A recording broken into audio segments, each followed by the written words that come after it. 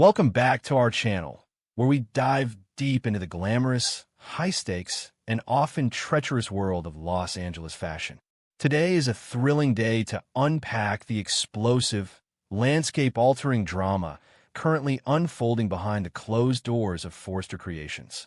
The hallowed halls of Forrester Creations have witnessed decades of monumental triumph, bitter betrayal, and scandalous romance. But the air inside the executive suite has never felt quite as heavy as it does in this very moment. The CEO office, a room that has historically served as the ultimate throne of absolute power within the Los Angeles fashion dynasty, is bathed in the stark, unforgiving light of a corporate reckoning. For weeks, the tension has been mounting, building like a suffocating storm cloud over the drafting tables and boardrooms. Steffy Forrester Finnegan, operating with an unprecedented level of executive hubris, has ruled this empire with an iron fist, convinced of her absolute invincibility. She sits behind the massive glass desk, the physical manifestation of her unyielding authority, completely unaware that the foundation of her kingdom is about to crumble beneath her designer stilettos. The silence in the room is not one of peace, but the perilous quiet that precedes a devastating earthquake. Steffi's recent actions have painted the portrait of a leader blinded by her own vindictive ambition. By repeatedly pausing the Hope for the Future line under the guise of prioritizing Eric Forster's Haute Couture collections, she believed she had successfully marginalized Hope Logan Spencer, reducing her rival to a mere footnote in the company's grand narrative. Steffi's posture exudes a dangerous cocktail of arrogance and condescension. She has ignored the prophetic warnings of Carter Walton, who explicitly cautioned her that pushing her employees to the brink would inevitably ignite a catastrophic corporate coup. In her mind, she has won the war. She has protected the Forrester name, elevated her grandfather's legacy, and put the Logans firmly in their place. But this illusion of absolute control is a fragile glass house, and the stone that will shatter it is already in motion, carried by a woman whose maternal fury has been pushed past the point of no return. The heavy oak door to the CEO office swings open, not with a frantic burst of emotional energy, but with a slow, deliberate, and terrifyingly calm precision. Brooke Logan Forrester steps across the threshold, and the very atmosphere of the room undergoes an immediate, chilling transformation. This is not the Brooke who has historically relied on tears, emotional pleas, or romantic entanglements to secure her place in the Forrester hierarchy. The woman who enters the room today is a ruthless, calculating matriarch, a lioness who has watched her cub be systematically hunted and has now arrived to slaughter the hunter. Her demeanor is stripped of all warmth, replaced by a glacial, predatory focus that immediately puts Steffi on edge. Brooke does not immediately speak. She uses the silence as a weapon, allowing her imposing presence to fill the space, claiming the territory before a single syllable is uttered. Steffi looks up from her paperwork, her initial reaction a predictable blend of annoyance and dismissive superiority. She expects another tearful defense of Hope, another repetitive argument about the artistic value of the Hope for the Future line, another desperate plea for fairness in an industry that Steffi believes she fundamentally owns. Steffi's lips curl into a familiar, condescending smirk as she leans back in her leather executive chair, preparing to deliver yet another lecture on the harsh realities of the fashion business. She views Brooke as a nuisance, a relic of a bygone era whose influence has waned in the shadow of Steffi's modern corporate dictatorship. But as Steffi's eyes lock on Brooke's face, the smirk begins to falter. There is no sorrow in Brooke's eyes, no desperation, no vulnerability. There is only the cold, hard steel of an executioner who has already decided the fate of the condemned. Without breaking eye contact, Brooke crosses the expansive floor of the office, her footsteps echoing with the finality of a gavel striking a judge's block. She reaches the edge of the glass desk and slowly, deliberately, places a thick, unmarked manila folder onto the pristine surface. The sound of the heavy paper making contact with the glass is the only noise in the room, a sharp crack that shatters Steffi's carefully constructed illusion of security. Brooke's voice, when she finally speaks, is devoid of its usual melodic cadence. It is low, even, and laced with a lethal, uncompromising authority. She does not raise her voice. She does not need to. She simply instructs Steffy to open the file. The command is so absolute, so unyielding, that Steffy, despite her deep-seated defiance, finds her hands reaching for the edge of the folder, compelled by an invisible, overwhelming gravity. As Steffy flips open the cover, her eyes scan the first page, expecting to see design sketches, budget complaints, or perhaps a formal resignation letter from Hope. Instead, what she sees drains the color entirely from her face. The documents within the folder are not creative grievances. They are meticulously compiled financial ledgers, internal emails, and damning forensic accounting reports. The evidence is irrefutable, painting a horrifyingly clear picture of systemic, deliberate tax fraud deeply embedded within the financial structure of the very haute couture collection Steffy has been championing. The numbers dance before Steffy's widening eyes, revealing hidden offshore accounts, manipulated revenue streams, and a blatant criminal disregard for federal tax laws. The very collections Steffy used as a righteous shield to justify pausing Hope's line have now become the sword that will sever her head from the corporate body. The poetic irony of the situation hangs thick in the air, a suffocating realization that paralyzes Steffy in her chair.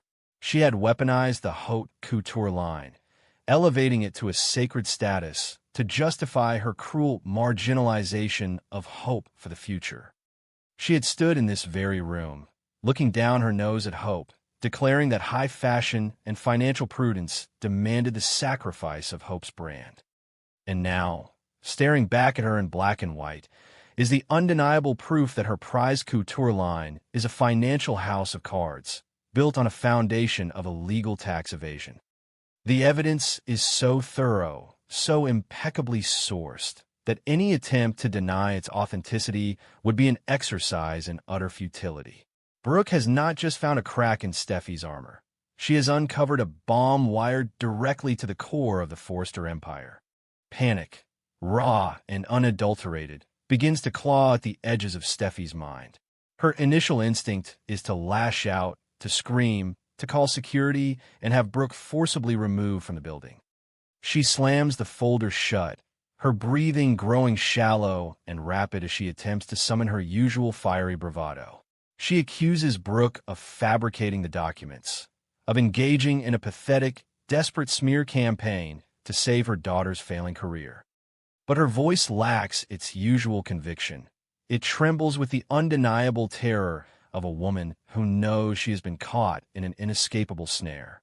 Steffy threatens to call the police, to have Brooke arrested for corporate espionage, but Brooke remains entirely unbothered. Brooke does not flinch, does not step back. She simply watches Steffy unravel, absorbing the frantic energy with the calm detachment of a predator watching its prey exhaust itself in a trap. When Steffy's frantic denials finally subside into a breathless, terrified silence, Brooke delivers the killing blow. She leans over the desk, invading Steffy's personal space, and makes it abundantly clear that she has no intention of calling the police. She has no desire to see the Forrester name dragged through the mud of a federal criminal trial, nor does she want to see the company's stock plummet into oblivion. Instead, Brooke offers a deal, though the word implies a negotiation, and there is absolutely no room for negotiation here. Brooke presents a ruthless, uncompromising ultimatum that forces Steffy to choose between her freedom and her power. The terms are brutally simple.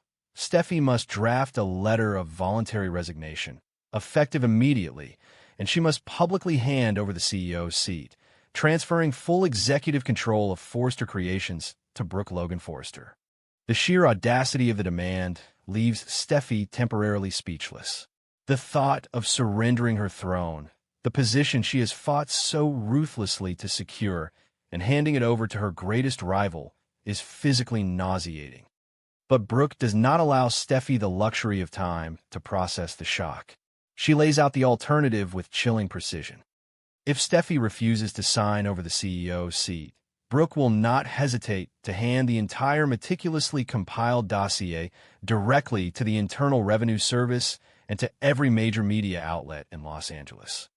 She paints a vivid, horrifying picture of the fallout: the federal raids on the building, the perp walks in designer clothing, the absolute destruction of the Forrester legacy, and the very real possibility of Steffy facing federal prison time. The choice is binary: step down in disgrace, but keep her freedom, or burn the entire empire to the ground and burn along with it. Steffy stares at Brooke, her mind struggling to reconcile the woman standing before her with the woman she has known for decades. She is bewildered and outraged by the sheer cold-bloodedness of the extortion. Steffy spits out accusations, calling Brooke a monster, a blackmailer, a hypocrite who preaches about family while holding a knife to her throat. But Brooke absorbs the insults like a stone wall absorbing rain. She does not care about Steffy's outrage. She does not care about maintaining the moral high ground. Brooke's eyes flash with a dangerous, protective fire as she finally explains the motivation behind this unprecedented act of corporate terrorism. This is not just about power, Brooke asserts. This is about the heavy price of arrogance. This is about hope and the vengeance a mother will exact when her child is wronged. Brooke's voice rises, filled with the accumulated resentment of watching her daughter be systematically tortured by Steffy's petty vindictiveness. She reminds Steffy of every condescending remark, every dismissed design, every time Steffy used her executive power to mock and trample on Hope's hard work. Brooke details the psychological toll Steffy's bullying has taken on Hope, how Steffy pushed a dedicated, passionate woman to the absolute breaking point simply because she possessed the authority to do so. Steffy had operated under the delusion that her actions existed in a vacuum, that she could crush Hope without facing any retaliation from the Logan matriarch. Brooke's ultimatum is the universe balancing the scales. She tells Steffy, with absolute conviction, that this hostile takeover is the direct consequence of her own cruelty. If Steffy had simply been a fair leader, if she hadn't let her personal vendettas infect her professional judgment, none of this would be happening. The psychological warfare in the room is devastatingly one-sided. Brooke systematically dismantles the remaining fragments of Steffy's ego, reminding her of Carter Walton's unheeded warnings. Carter had told Steffy that her behavior was creating a monster, that her tyrannical approach would inevitably spark a rebellion that would tear the company apart. Steffy had laughed in Carter's face, secure in her belief that no one had the power to touch her. Now, Brooke stands as the physical manifestation of that very rebellion, the inescapable karma that Steffy brought upon herself. Brooke forces Steffy to look at the bleak reality of her situation. She is completely isolated. Ridge cannot save her from federal tax charges. Her grandfather's legacy cannot shield her from the IRS. She is alone, trapped in a cage of her own making, and Brooke holds the only key. The historical weight of this confrontation cannot be overstated.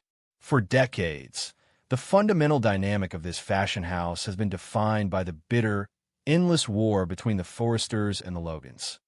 The ghost of Stephanie Forrester seems to hover in the room, a silent witness to the ultimate nightmare she spent her entire life trying to prevent. Stephanie had fought tooth and nail to keep the Logans out of the executive suite, to protect the Forrester legacy from what she perceived as Logan opportunism. And yet, here stands Brooke Logan, not begging for a place at the table, but holding the entire company hostage, demanding the absolute surrender of the Forrester crown. It is a paradigm shift of epic proportions, a moment that completely rewrites the history books of Los Angeles fashion. The Forrester alliance, long considered an impenetrable fortress, is crumbling from within, destroyed by the hubris of its own leader. As the reality of the ultimatum settles over the room, the broader implications of this power struggle begin to take shape. Outside these walls, Katie Logan Spencer is already building a massive, globally successful fashion empire with Bill Spencer, creating a formidable rival that is actively threatening Forrester's market share. Liam Spencer has been strategically maneuvering to pull hope into the Logan brand, effectively draining Forrester of its brightest creative light. And now, with Brooke poised to seize the CEO's seat from the inside, the encirclement is complete. This is not just a corporate reshuffling. It is the absolute dawn of the Logan era. The Forresters are being systematically outmaneuvered, outplayed, and overthrown on every single front. The empire they built is being conquered, not by a hostile outside corporation, but by the very family they have spent decades trying to suppress. Steffy's eyes dart around the room, desperately searching for an escape route, a loophole, a savior that will never arrive. The walls of the CEO office, once a symbol of her limitless power, now feel like the confines of a beautifully decorated prison cell. She looks at the manila folder, then up at Brooke's unyielding, stone-cold expression. The silence stretches on, heavy and suffocating, as Steffy grapples with the agonizing reality of her total defeat. To sign the resignation is to admit total failure, to surrender her identity, to hand her greatest enemy the ultimate victory. But to refuse is to invite complete annihilation, not just for herself, but for her father, her grandfather, and the legacy she swore to protect. The silver pen resting on her desk suddenly looks like the heaviest object in the world, a tool of her own undoing. Brooke does not rush her. She stands perfectly still, a monument to maternal vengeance and corporate ambition, waiting for the inevitable capitulation. She knows that Steffy, despite her immense pride, is a survivor. She knows that when faced with the choice between humiliation and destruction, Steffy will choose to survive. The air in the room is charged with the electricity of a changing guard.